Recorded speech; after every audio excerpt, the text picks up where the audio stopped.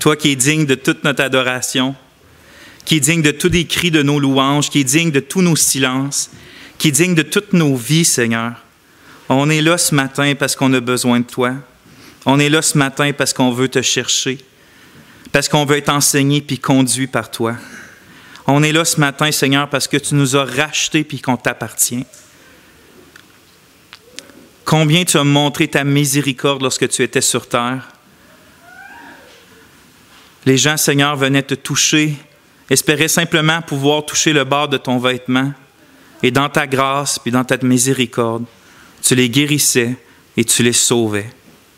Seigneur, ce matin, nous aussi, on va avoir la même foi, de pouvoir saisir par la foi les pans de ta robe, afin d'être sauvés, puis afin aussi d'être rafraîchis dans notre passion pour toi.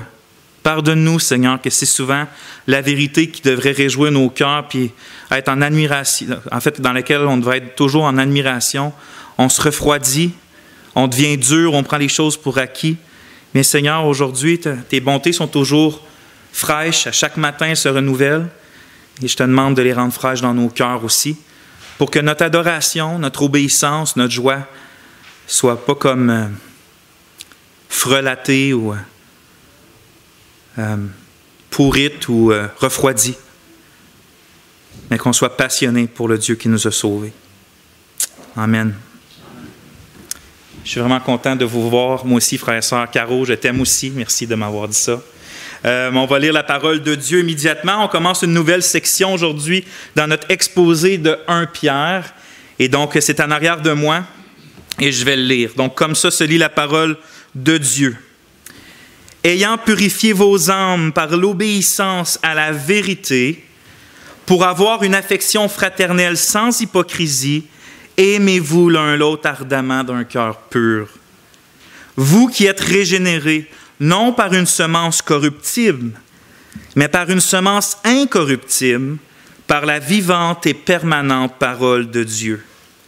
Parce que toute chair est comme l'herbe et toute sa gloire comme la fleur de l'herbe. L'herbe sèche et sa fleur tombe, mais la parole du Seigneur demeure éternellement. Or, c'est cette parole qui vous a été annoncée. Amen. Donc, on continue, comme vous avez pu vous en rendre compte, l'exposé sur 1 Pierre, mais on commence une nouvelle section qui débute au verset 23 jusqu'au verset 25. Un nouveau paragraphe, on pourrait dire. Mais ce n'est pas parce qu'on dit que c'est une nouvelle section que ça n'a aucun lien avec ce que Pierre a enseigné juste avant, puis que ça fait des mois qu'ensemble, on cherche à exposer et à méditer. Comme je vous l'ai rappelé la semaine dernière, dans les versets 13 à 21, donc le paragraphe ou la section qui précède juste celui qu'on médite ensemble aujourd'hui, Pierre il nous donne comme 3 principes généraux, 3 principes qui devraient dicter notre vie chrétienne. C'est quoi ces principes-là? On doit être des gens qui espèrent dans la grâce du Christ. On doit être des gens qui se sanctifient dans toute notre conduite à la ressemblance du Dieu qui nous a appelés. Et on doit être aussi des gens qui marchent dans la crainte, la sainte crainte de notre Père céleste qui nous aime. Et on avait vu, la semaine dernière, en fait, on avait vu que Pierre finit le verset 21 en disant que cette seule vie-là, dans le fond, la vie d'espérance, de sainteté, de piété, de crainte, elle n'est que possible que si...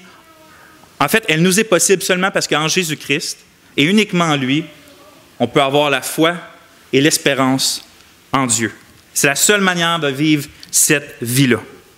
Mais quelqu'un serait dans l'erreur, par exemple, de penser que la vie chrétienne que Pierre décrit dans les versets 13 jusqu'à 21, que c'est une vie chrétienne qui peut se vivre seule, tout seul, chez moi.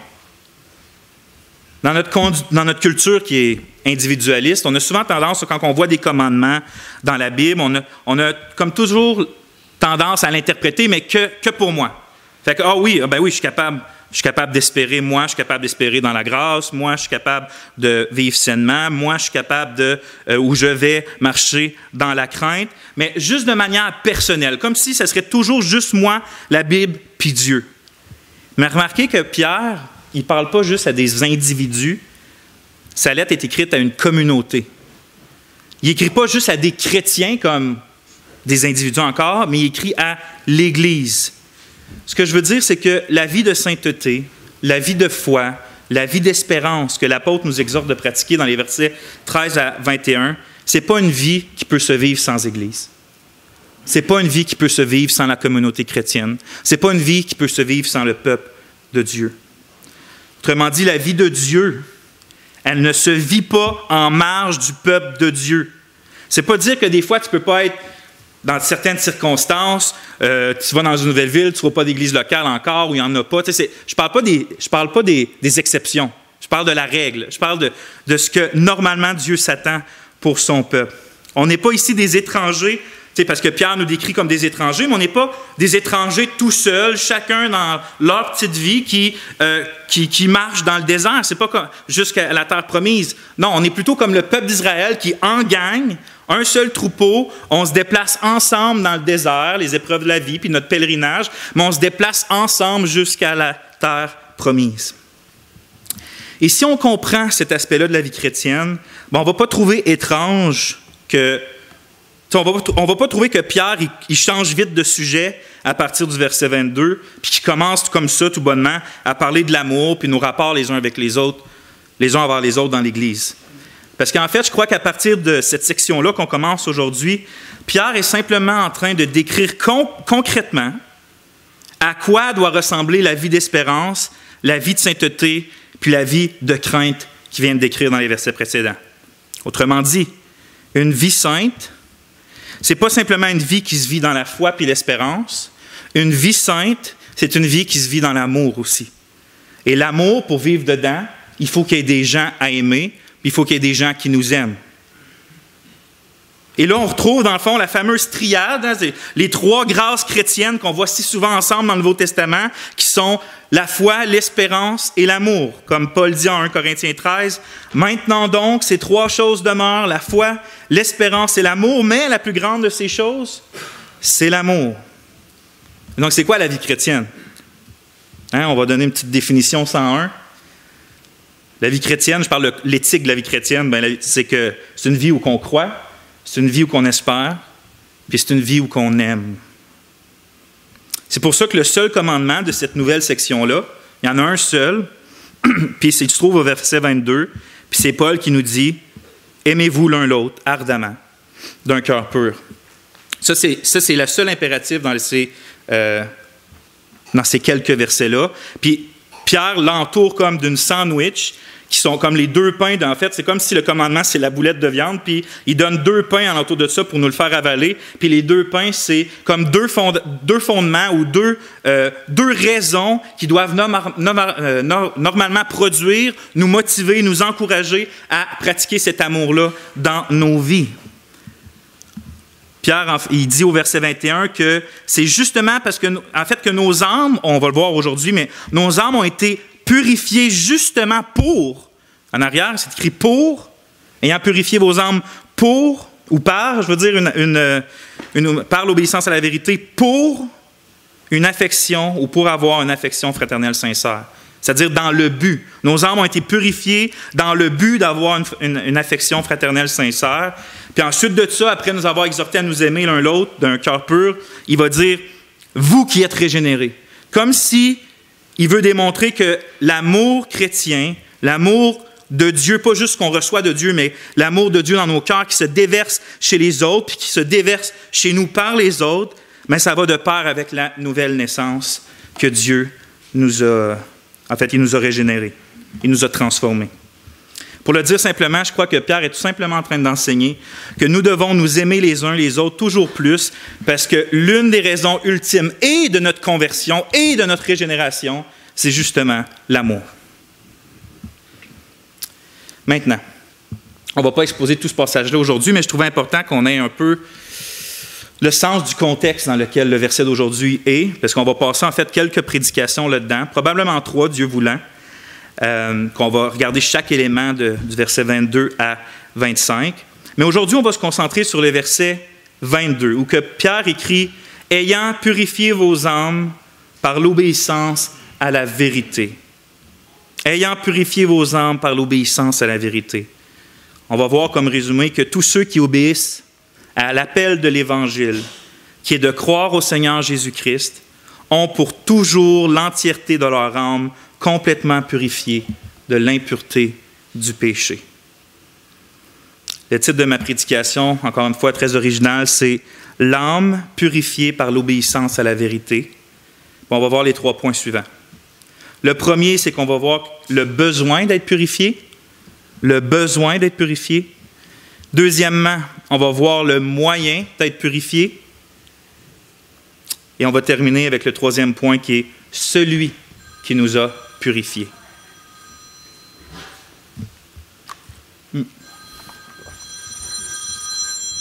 Et on va prier un petit peu avant de continuer. Ô Éternel, ouvre-nous le verset, puis fais-le germer dans nos cœurs pour qu'il porte du fruit, ô Éternel. Amen. Donc, le premier point, le besoin d'être purifié. L'apôtre Pierre, en fait, écrit à ses lecteurs, « Ayant purifié vos âmes ». Puis ici, une petite phrase technique, c'est que le participe que Pierre utilise, c'est au temps, en grec, on dit le temps parfait. Puis ça veut simplement dire, j'arrête là la partie technique, mais ça veut simplement dire que, c'est un temps de verbe qui parle d'une action qui a été faite dans le passé. Donc, elle a été faite, mais on continue d'en sentir les effets ou les fruits ou les conséquences aujourd'hui.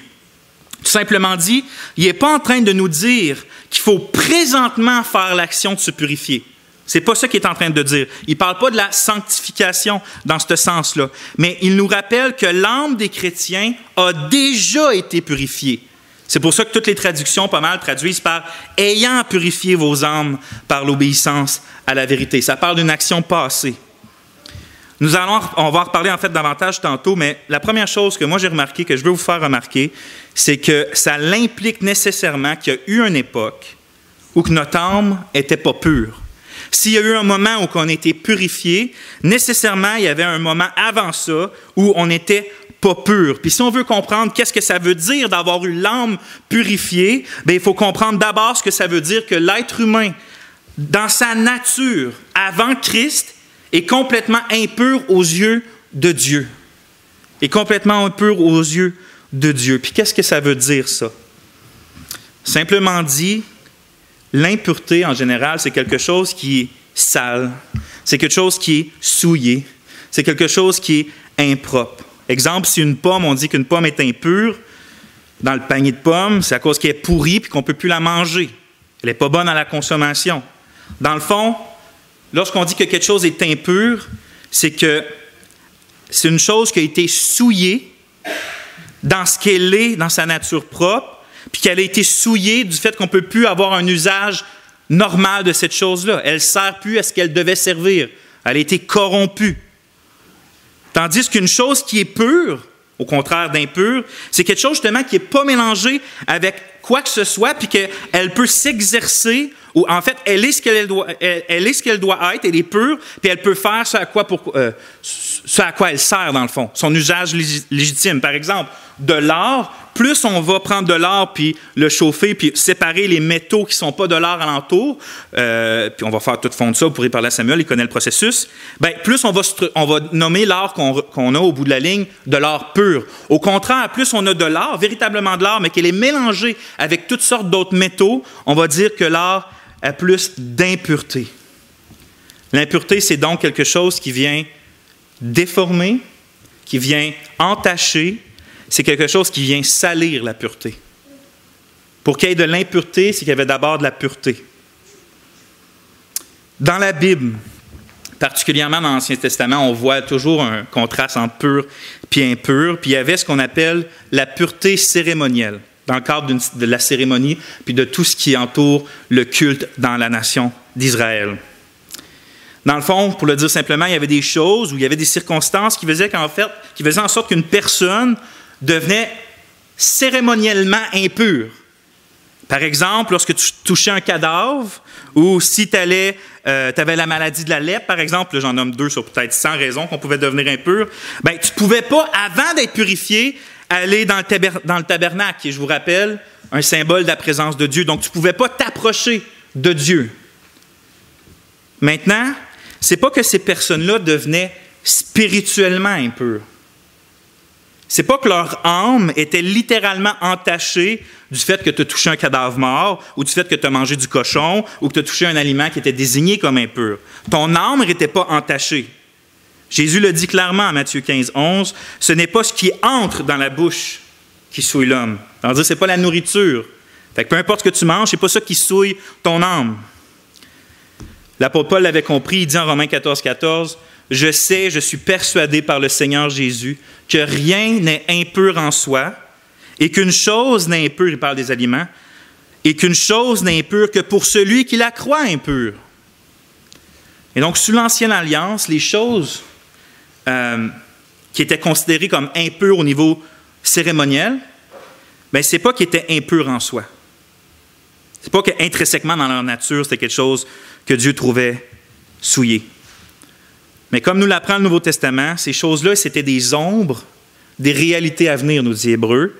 Ou comme Paul le dit dans un autre contexte, la loi, c'est-à-dire l'Ancienne Alliance, faisait office de pédagogue pour nous conduire jusqu'à Christ. Dans le fond, c'est comme si sous l'Ancienne Alliance, les croyants étaient tous des enfants dans la foi, puis que l'Ancienne Alliance était là pour les prendre, puis leur parler comme à des enfants, puis leur montrer des choses d'enfants jusqu'à temps qu'ils soient assez matures pour recevoir ce qu'était réellement le Messie, puis les réalités spirituelles que le Messie emmenait dans sa venue. Lorsqu'on est des enfants tout petits, ou quand on a des enfants tout petits, bien, on agit avec eux, puis on discute avec eux, pas comme avec des adultes.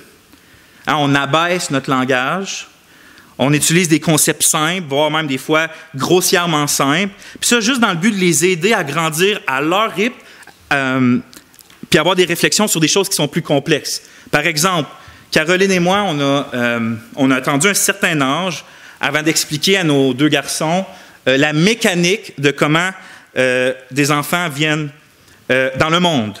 On a attendu un certain âge. Mais avant ça, on leur parlait quand même de tout ça, mais on disait simplement que, par exemple, Dieu, parfois, il lui plaît de créer un être humain quand papa et maman s'aiment énormément. Vous voyez, on parlait de la même chose, mais en langage très, très, très de base. Et plus il grandit, plus on leur parle de la substance même, puis réellement de la réalité de ce qu'on disait quand il était petit. Bien, les cérémonies de l'Ancienne Alliance, tout le culte, en quelque sorte, servait à ça aussi. Avant que les temps soient accomplis, puis que le peuple de l'Alliance soit à maturité de comprendre les choses que le Messie allait faire, bien, l'Éternel, il les enseignait, il leur enseignait des réalités profondes, mais par des choses simples, par des choses imagées, par des choses physiques. Par exemple, il leur montrait qu'il y avait des choses pures, puis qu'il y avait des choses impures. Il montrait que pour s'approcher de Dieu, on ne peut pas être impur, on doit être lavé. On doit être lavé comment? Par le sang d'un sacrifice. Donc, oui, c'était des choses terre à terre, qu'on peut se demander pourquoi Dieu a fait ça comme ça, mais c'est simplement pour les diriger vers des réalités plus grandes, pour les préparer à des choses plus grandes. Et c'était quoi ces choses-là? Bien, c'est justement que Dieu est pur, et que le mal et le péché et la souillure ne peuvent pas s'approcher de lui, et que l'âme souillée ne peut pas se présenter devant Dieu et vivre, et l'âme souillée doit nécessairement être purifiée s'il veut entrer dans la présence parfaite de Dieu. C'est dans ce sens-là spirituel, c'est dans ce sens-là moral, que Pierre, dans notre passage, il dit que les chrétiens ont purifié leur âme. Hein, il ne dit pas purifier de manière cérémonielle, il ne dit pas purifier leur corps, il dit purifier leur âme. Mais il y en a beaucoup de nos jours qui trouvent ce langage-là trop fort. Puis peut-être que toi, ce matin, tu es capable de t'avouer que tu t'égares. Ça, c'est correct, ça t'arrive. Peut-être que tu es capable de t'avouer que des fois, tu te trompes. Ça c'est OK, ça t'arrive. Des fois même, tu es capable de t'avouer que tu fais des erreurs. Ça passe encore là. Mais lorsque tu entends que par nature, tu es spirituellement puis entièrement impur et corrompu aux yeux de Dieu, ça, c'est d'aller trop loin, c'est trop offensant. Mais si c'est offensant pour nous, c'est simplement parce qu'on est aveugle à notre propre condition spirituelle. Et si on voit quelque chose de notre propre condition spirituelle puis qu'on le nie quand même, bien là, on se fait menteur à notre propre âme. Le problème, c'est que si on nie qu'on est gravement malade, par exemple, bien on se coupe du remède. Parce que tu peux détester le médecin puis nier, exemple, lorsqu'il t'annonce que tu as un cancer. Tu peux faire ça. Lui, il ne cherche pas à te faire du mal, mais il t'annonce la vérité. Tu peux le détester pour ça, ou tu peux faire non, tu sais, on connaît tous des personnes qui nient à chaque fois qu'ils ont des problèmes. Non, ça ne m'arrive pas, il ne m'arrive pas ça se peut pas. Mais en faisant ça, tu rejettes aussi les soins que ce médecin-là veut essayer de t'apporter pour te soigner. C'est pourquoi il est crucial d'écouter pas juste les parties qu'on considère le fun dans la Bible, mais d'écouter attentivement tout le diagnostic que Dieu fait sur l'état de l'âme humaine, parce que c'est seulement lorsqu'on reconnaît la maladie de notre âme qu'on est prêt à écouter la solution du divin médecin. Puis écoutez la manière que Dieu, par le prophète Ésaïe, nous décrit. De manière spirituelle, il décrit son peuple en Ésaïe 1, 5 à 6. Il dit « La tête entière est malade et tout le cœur est souffrant. De la plante du pied jusqu'à la tête, rien n'est en bon état. Ce ne sont que blessures, contusions et plaies vives qui n'ont ni été pansées, ni bandées, ni adoucies par l'huile. » Autrement dit, on parle aux yeux de Dieu, il n'y a rien dans notre âme, dans l'âme humaine sans Christ, qui est bonne puis qui est en santé. C'est ce que ce verset-là est en train de nous dire, c'est ce que Dieu dit à son peuple. Tout est entièrement malade, tout est entièrement souffrance, tout même est dégradation, puis il n'y a rien qui le guérit. Fait que c'est comme si on aurait plein de plaies dans notre âme, tout est en train de se dégrader, on a un cancer qui nous attaque au complet jusque dans nos os, puis il n'y a rien à faire, il n'y a aucun médicament qui nous aide. Mais quand je lis ça, moi, ce que je trouve impressionnant, c'est que, en fait, la question que j'ai, c'est comment ça se fait qu'en Genèse 1 et 2, on voit l'homme et la femme qui ont été créés à l'image de Dieu, puis que Dieu peut les regarder, puis finir le 6e jour, puis dire que sa création était très bonne. Fait que l'homme et la femme, c'était la cerise Sunday, en quelque sorte, puis c'était très bon.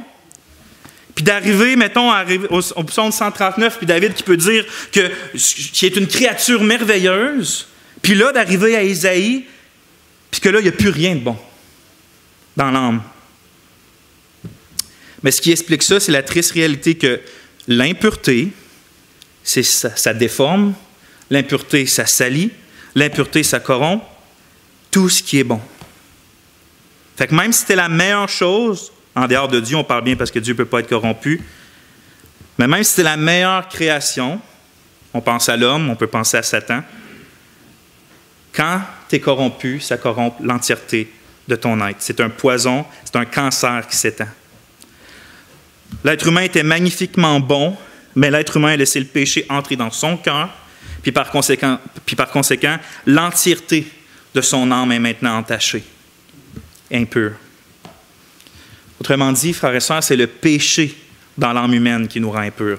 Ce n'est pas le fait de manger de la viande, du cochon, ce n'est pas le fait de faire ça tel jour, ça tel jour, c'est le péché qui rend impure l'âme humaine. Parce que le péché est horriblement destructeur. Comme j'ai dit, c'est un cancer, mais c'est un cancer de l'âme. Il corrompt tout ce qui est sain, c'est ça, le cancer se nourrit de ce qui est bon pour ensuite faire du ravage, mais le péché prend tout ce qui est sain, puis le corrompt, puis ça, jusqu'à atteindre la mort totale. Puis c'est comme ça qu'on est décrit avant Jésus-Christ en Éphésiens 2.1. Vous qui étiez morts par vos offenses et par vos péchés. Donc le cancer avait atteint son but. Il nous avait tués spirituellement. Pas qu'il nous tue physiquement, quoique c'est la conséquence du péché aussi, mais surtout spirituellement, dans le sens que toutes les capacités spirituelles que Dieu a données à l'homme, qui le distinguent de tout le reste de la création sur la terre, bien, tout ça a été entaché puis corrompu par l'iniquité. Qu'est-ce que ça veut dire? Ça veut dire que nos désirs, les désirs que Dieu avait mis dans nos cœurs, on est des gens qui désirent. Les êtres humains, c'est des gens qui désirent. Mais tout ça, maintenant, nos désirs ne sont que charnels. Notre volonté, Dieu nous a donné une volonté, bien ça, c'est complètement esclave du péché. Dieu nous a donné une intelligence, des pensées, un esprit. Mais même ça est maintenant aveuglé à la beauté et à la gloire de Dieu.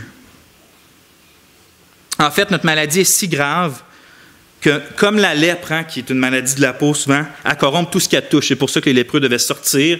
Puis quand il y a des gens qui passaient proche, dire « lépreux, lépreux, lépreux », parce que les gens ne devaient pas s'approcher. Ils allaient être contaminés.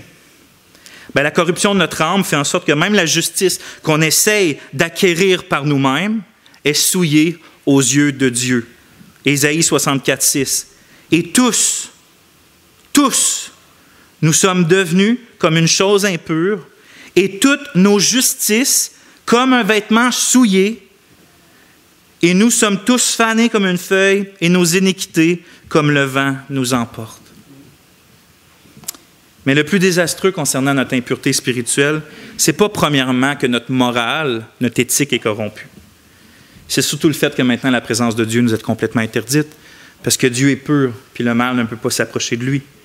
Hein, comme Adam et Ève ont été jetés loin du jardin, puis que le jardin était fermé, tout comme ceux qui étaient cérémonialement impurs ne pouvaient pas s'approcher du tabernacle, mais les pécheurs non plus n'ont pas accès à la glorieuse et satisfaisante et donc bien bonne et nécessaire présence divine.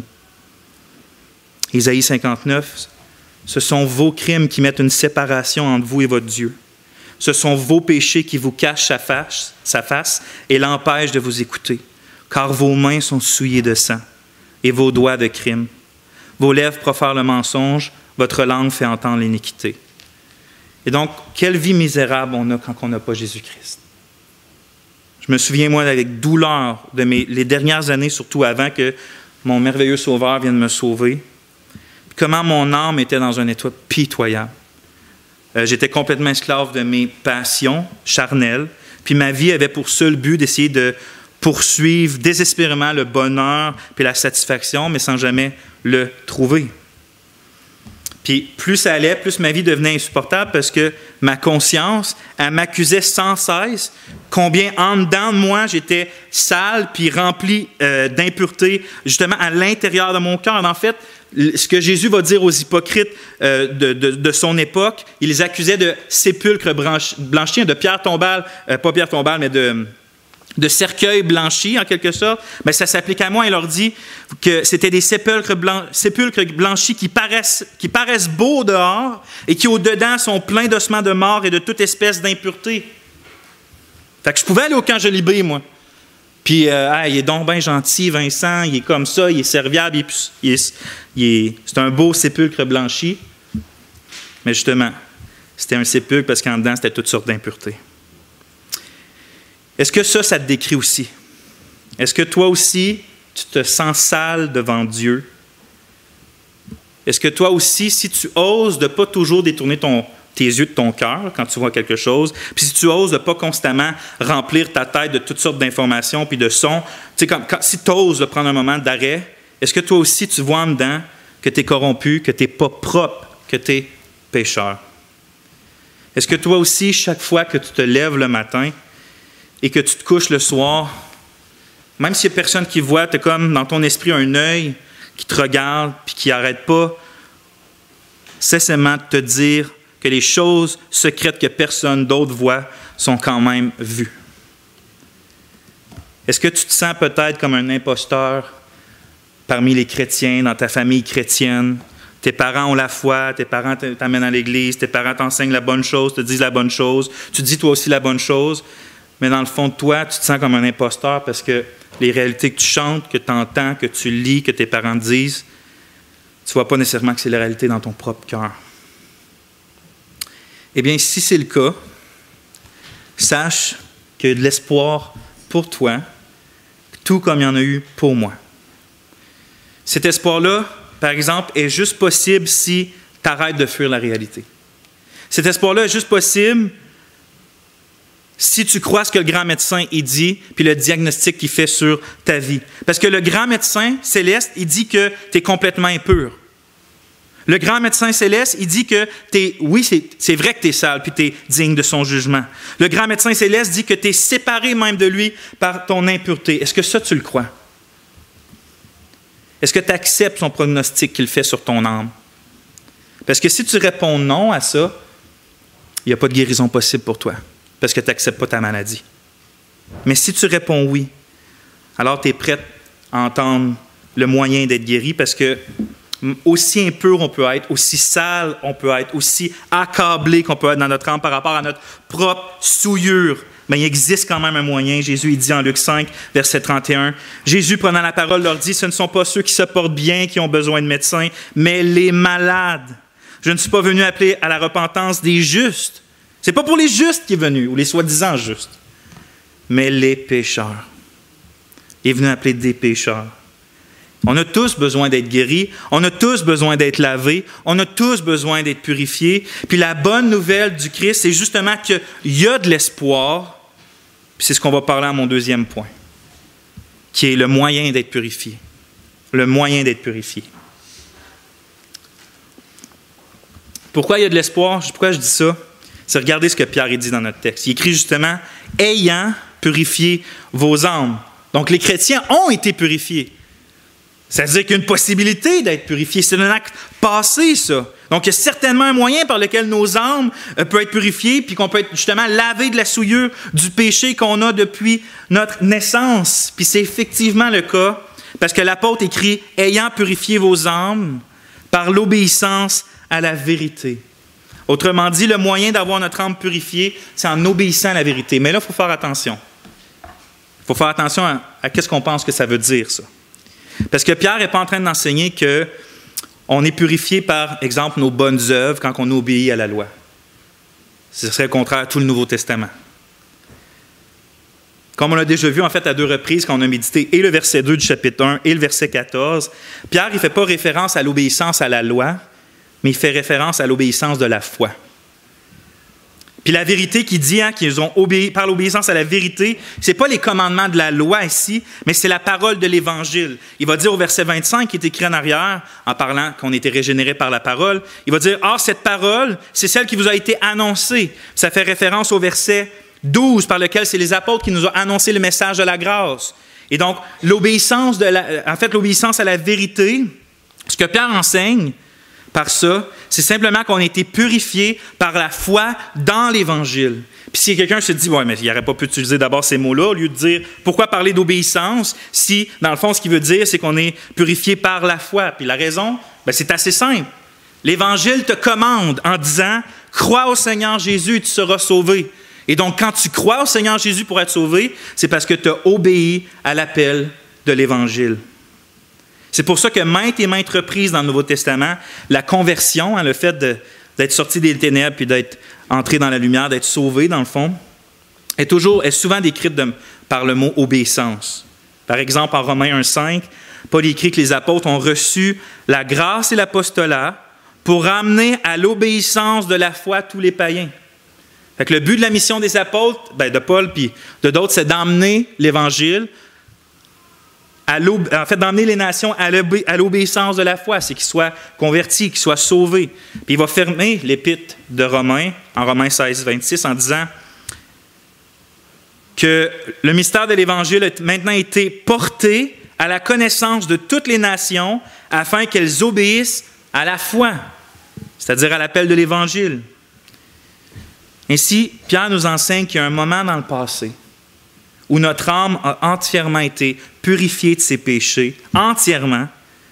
Et ce moment-là, c'est lorsqu'on a obéi à l'Évangile du Seigneur Jésus-Christ. Déjà longtemps avant qu'il écrive la lettre de 1 Pierre, Pierre avait enseigné la même chose en Actes 15, 7 et 9. C'est écrit, Pierre se leva et leur dit, « Hommes, frères, vous savez que dès longtemps, Dieu a fait un choix parmi vous, afin que par ma bouche, les païens entendent la parole de l'Évangile et qu'ils croient. Et Dieu, qui connaît les cœurs, leur a rendu témoignage en leur donnant le Saint-Esprit comme à nous. Il n'a fait aucune différence entre nous et eux, ayant purifié leur cœur par la foi. » Par l'écoute de l'Évangile, les gens ont cru à l'Évangile, et ça, Pierre le décrit comme ayant purifié leur cœur par la foi. Ça ressemble bien à notre verset en arrière. Et donc, c'est ça le moyen d'avoir nos âmes complètement lavées de notre tâche pécheresse. C'est ça le moyen d'enlever la honte qui habite constamment dans nos cœurs à cause de notre impureté. C'est ça le moyen d'être purifié de tous nos péchés. Il faut simplement obéir à l'Évangile. Mais maintenant, c'est qu'est-ce que l'Évangile demande? C'est quoi les ordres de l'Évangile auxquels on doit obéir? Est-ce que l'Évangile t'ordonne ce matin de compenser tes mauvaises actions avec des bonnes actions afin de faire balancer afin que la balance du jugement de Dieu tourne du bon côté? Là, jusqu'à l'âge de 20 ans, tu as mal agi. Maintenant, un autre 20 ans fait des bonnes actions, puis ça va pencher du bon côté. Est-ce que c'est ça que l'Évangile ordonne? Non. Est-ce que l'Évangile t'ordonne de t'acquérir une justice assez grande pour que Dieu puisse te regarder? Regarde, tu es impur, maintenant, travaille, juste attends que tu aies une bonne justice, puis là, je vais avoir pitié de toi, peut-être. C'est pas ça que l'Évangile ordonne. Est-ce que l'Évangile t'ordonne de donner ta dîme, d'aider les pauvres, puis d'être présent à l'Église 2 fois par semaine? Je ne dis pas que ce n'est pas des bonnes choses, mais ce n'est pas ce que l'Évangile t'ordonne de faire pour être sauvé. Est-ce que l'Évangile t'ordonne d'aller voir un homme de Dieu spécial afin qu'il prie pour ton salut? Ou est-ce que c'est d'aller dans un lieu soi-disant saint, on va dire en Israël, pour t'approcher de Dieu? Ou est-ce que c'est de jeûner 40 jours et 40 nuits à la ressemblance du Seigneur? Est-ce que c'est ça que l'Évangile t'ordonne? Encore une fois, non. Finalement, est-ce que l'Évangile t'ordonne d'avoir une foi qui déplace les montagnes afin que Dieu ait pitié de toi? C'est encore une fois non, non et non. L'Évangile n'ordonne aucune de ces choses-là pour être sauvé parce qu'il n'y a aucune de ces choses-là qui peut réellement nous purifier. Les exigences de la bonne nouvelle du Seigneur sont beaucoup plus glorieuses et saintes. Je vais vous en lire trois versets. Dans Marc 1, 14, 15, on lit « Jésus alla dans la Galilée, prêchant l'Évangile de Dieu. Il disait, « Le temps est accompli, le royaume de Dieu est proche.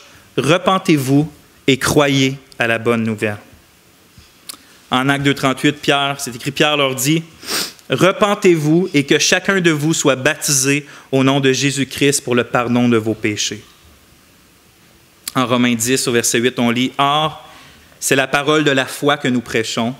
Si tu confesses de ta bouche le Seigneur Jésus, et si tu crois dans ton cœur que Dieu l'a ressuscité des morts, tu seras sauvé.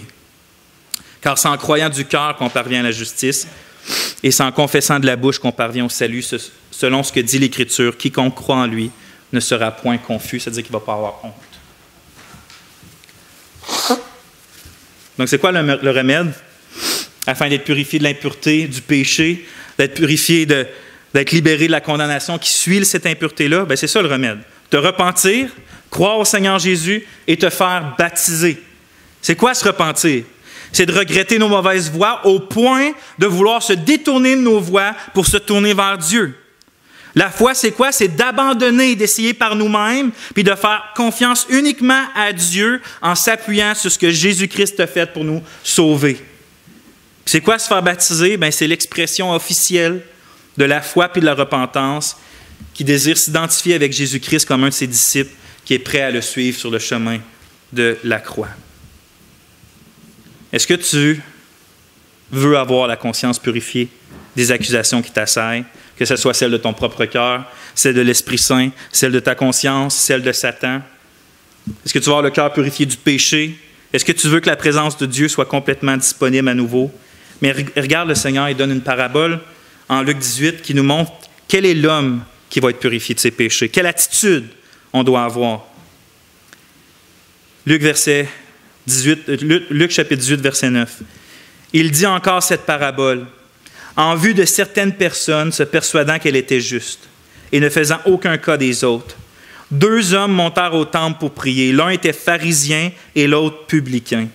Le pharisien, debout, priait ainsi en lui-même, « Ô Dieu, je te rends grâce que je ne suis pas comme le reste des hommes qui sont ravisseurs, injustes, adultères, ou même comme ce publicain.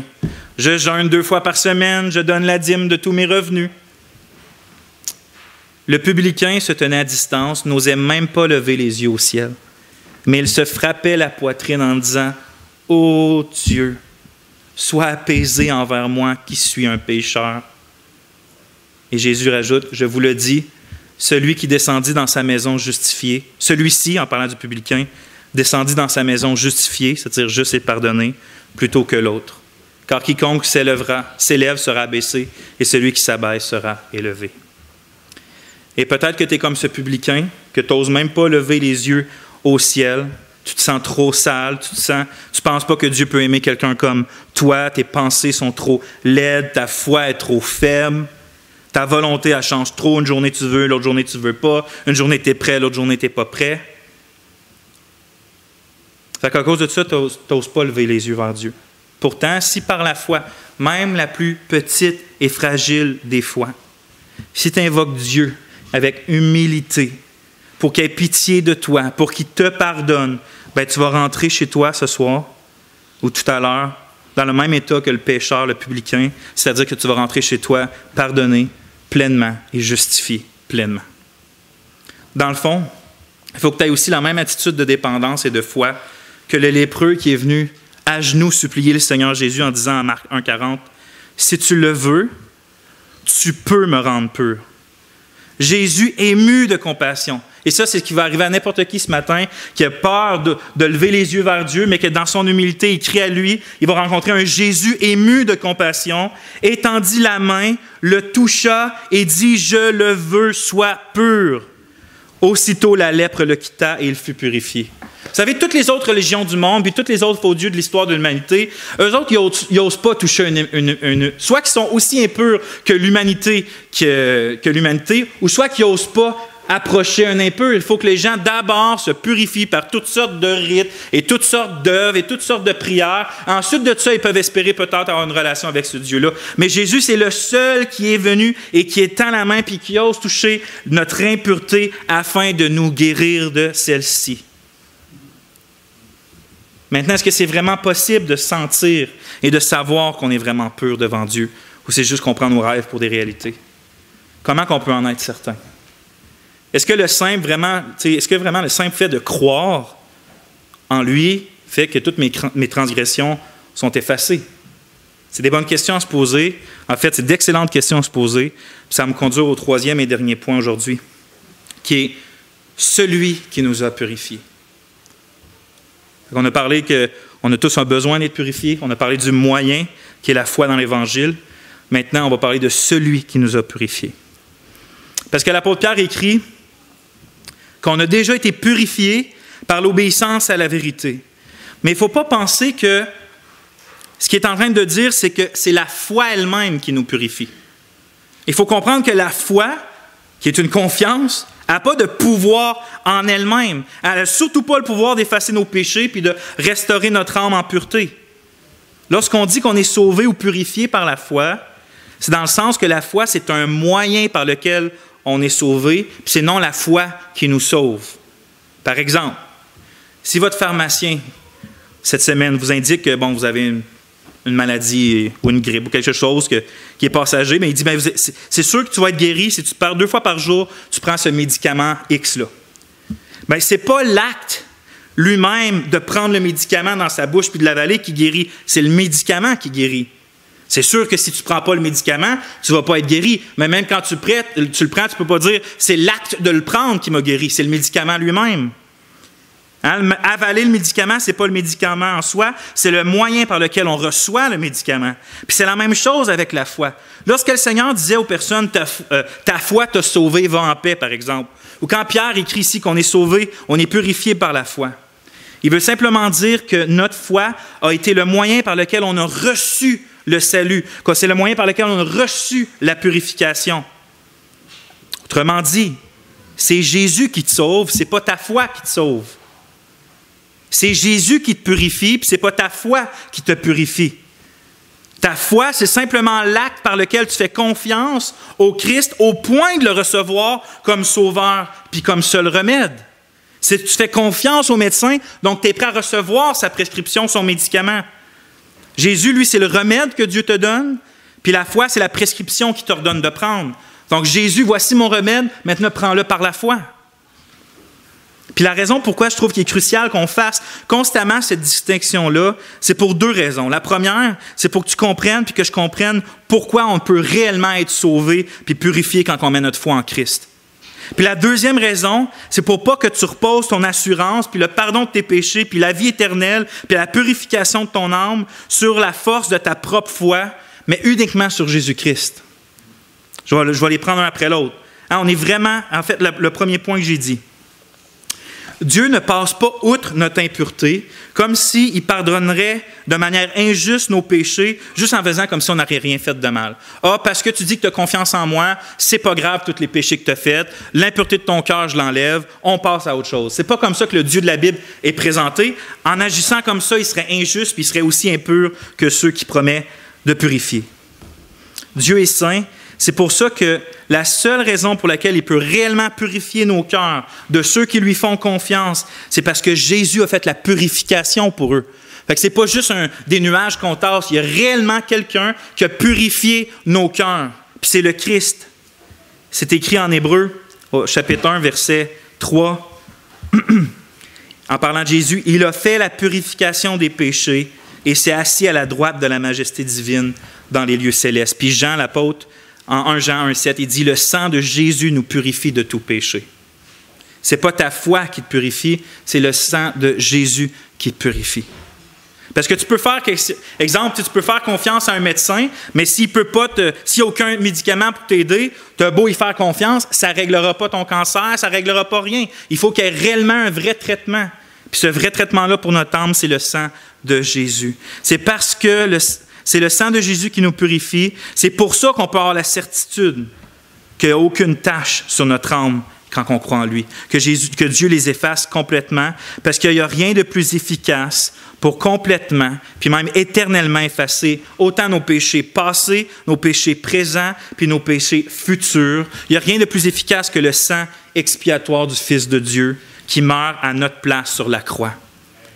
Comme Dieu dit en Ésaïe 1,18, « Venez et plaidons, dit l'Éternel. Si vos péchés sont comme le cramoisi, ils deviendront blancs comme la neige. S'ils sont rouges comme la pourpre, ils deviendront comme la laine. » Et donc, c'est parce que notre Seigneur Jésus est mort avec nos impuretés sur lui, qu'il a reçu la punition que méritaient nos péchés, qu'on peut maintenant, quand on croit en lui, réellement savoir que nous sommes plus blancs que la neige, qu'il n'y a plus aucune tache dans notre âme vis-à-vis de Dieu. Il n'y a plus aucune impureté qui nous sépare de la pureté de l'Éternel. Mais c'est aussi la raison pour laquelle on peut avoir de l'assurance, parce que ce n'est pas notre foi vacillante qui nous purifie, mais c'est justement l'efficacité éternelle de la mort de notre Sauveur. Hein, comme la main d'un bébé, y a-t-il quelque chose de plus faible que ça? Ça peut toutefois tenir un des plus précieux diamants au monde, hein, même si c'est une petite main faible. Mais de la même façon, notre faible foi reçoit quand même et peut recevoir la perle de grand prix qui est notre Seigneur Jésus-Christ. Et donc, que votre assurance, frères et sœurs, soit uniquement dans celui qui peut réellement vous purifier définitivement devant Dieu. Parce que votre âme a complètement été lavée, de sorte que vous n'avez jamais à douter de la disposition de votre Père envers vous. Pierre écrit « ayant purifié vos âmes ». Comme je l'ai dit tantôt, le rappel de notre purification, c'est un acte passé, c'est un acte définitif, mais les effets puis les fruits se font toujours sentir aujourd'hui puis pour toujours. Donc, on a été purifiés et à cause qu'on a été purifiés, nous serons éternellement purs.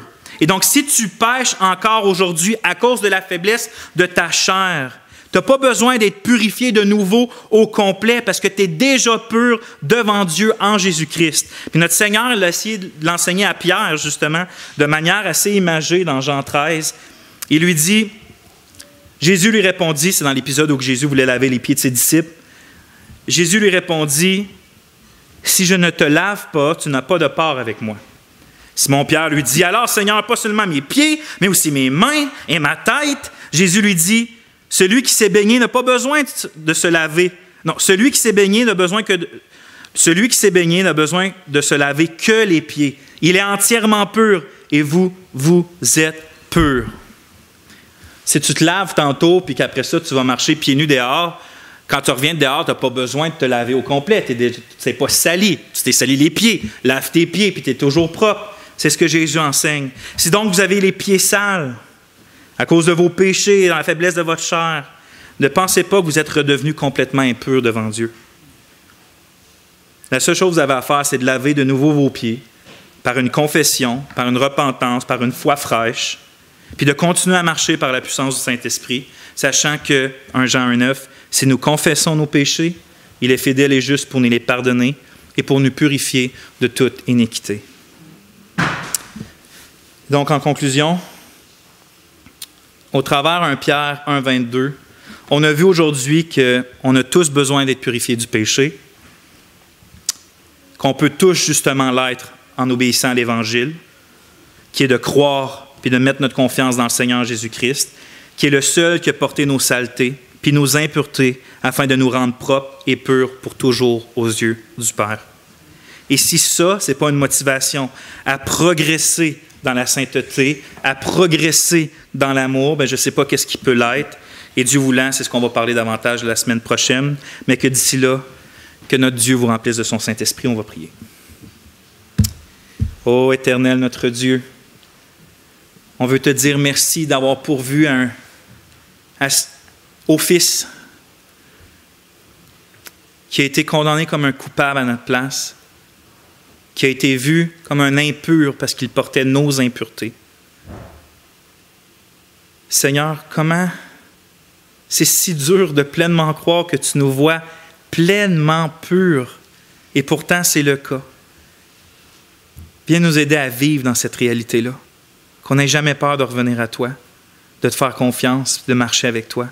Seigneur, donne-nous des yeux pour voir la réalité de ce que tu nous as acquis par le sang de ton Fils. Bénis cette Église, bénis chacun d'entre nous, et ça pour la gloire de ton nom. Amen.